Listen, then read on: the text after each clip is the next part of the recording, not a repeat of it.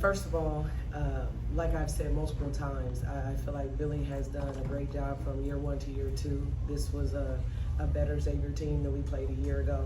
It was a really tough game, and I'm excited that we were able to pull it out. We had some really big plays, and Jillian's double-double fueled us in 36 minutes of play, and really proud of our entire team and their composure, but also Chloe Mann being able to stay locked in enough to help us there at the end.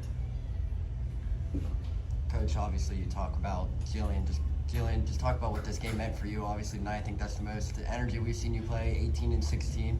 What led up to that tonight? It's like it says, it's a crosstown shootout. We came in to practice yesterday, and we were surprised when we saw it said our city, because I didn't know there was a Xavier, Ohio. But we're the ones that wear Cincinnati across our chest, so we take a lot of pride in that. And we always know against them we're going to get their best game. So we just had to come out and rep our city. Now, looked like there was a little bit of a word exchange there at the end. Could you guys just comment on that if there was anything? I didn't hear it, but clearly I saw there was some tempers flaring. But I'm sure that we'll get it figured out. Again, this 40-minute game is intense.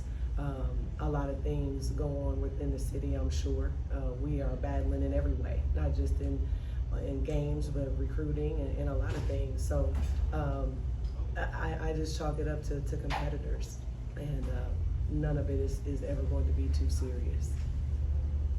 I guess for the both of you, talk about the fan turnout here in Cincinnati. I mean, there was a lot of red here for this game. Yeah, I mean, we take a lot of pride in this game for sure. And again, I'm proud of our entire team, because this type of win where we don't shoot the ball very well, it don't make A3, which people are going to make a big deal about, but that's happened a handful of times in my coaching career. It's not a point of emphasis for us. It's the support. And when you have the queen of the city on your team, then you have to assume that people are going to come out and they're going to watch her play for her last crosstown shootout. Coach, go ahead, Jill.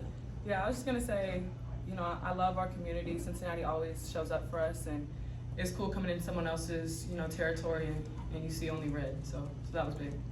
Coach, talk about Chloe Mann a little bit more. Obviously tonight gets into early foul trouble. Just talk about how she stepped up there. Obviously being a freshman, first crosstown rivalry. Talk about her play there, especially towards the end there. The thing about people who come into this for the first time and they realize how big of a game it is, you can't help but get super emotional. And I think you saw with our men's team yesterday, and Wes says that's how you know you have a team. When you don't make shots, when the calls don't seem to be going your way, when all those things are happening and you still figure out how to win. And that's what I felt like today was. Chloe, nothing was really going her way there in that first half. She got challenged at halftime. Her teammates lifted and picked her up. And it's the same with Tanea. It's hard when Tanea gets early fouls like that and keeps her out of her rhythm, and she's such an important piece for us. That really, Chloe and Ari being able to back her up today and play some big minutes was important. And still in less than 20 minutes of play, you have Tanea who got 7 points and got fouled 5 times. So we put this together. It took everybody. Jill, double-double number 29 in your career. What does it mean you got it at Xavier?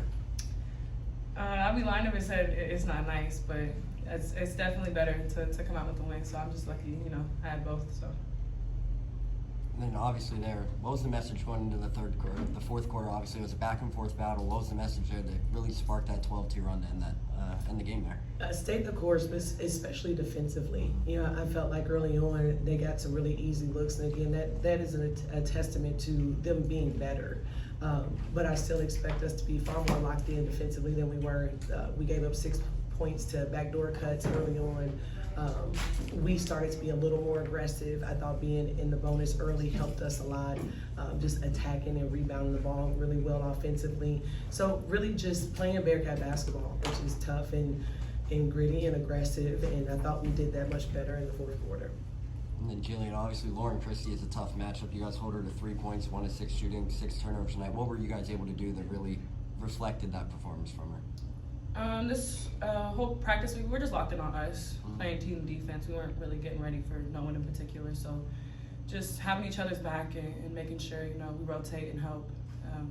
I think when our first defense did get beat, we had a really good job of someone else stepping up. What's this mean your last one? It's bittersweet, you know. I think every day is bittersweet, especially when you're surrounded by such incredible people that love you on and off the court. So I just try and take in every moment. If I told you that you weren't going to make any threes and win over 13, Are you asking me or her?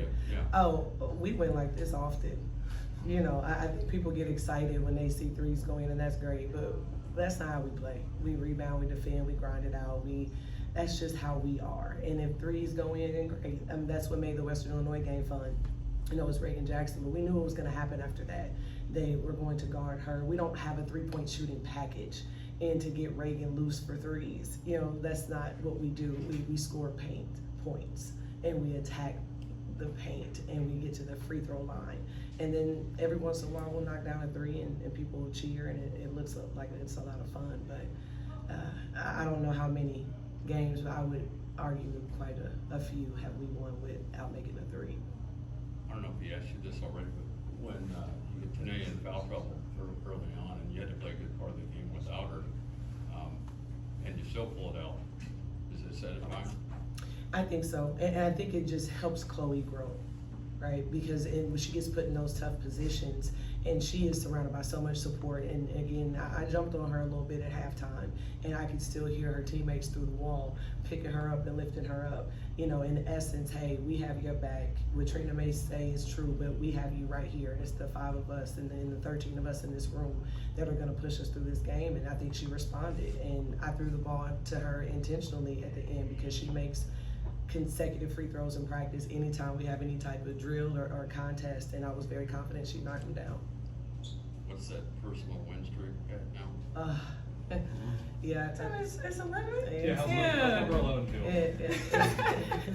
It feels good, but I think it's always important. That's one of those things that keep you smiling, but they don't mean anything. You know, there's so many teams, so many coaches. It's all been different, and I certainly didn't win any of those games on my own. I tell you all the time, I wasn't close to the best player, so I was just on a really good team that won a lot. But yeah, to me, it's awesome, and we're not going to belittle it. It is a big deal. This is a tough game, and I don't know when the time will come when we don't have more points at the buzzer, but as long as we do and we keep that trophy, we're going to be excited about it. We're going to celebrate it. All right, thank y'all very much. Thank you.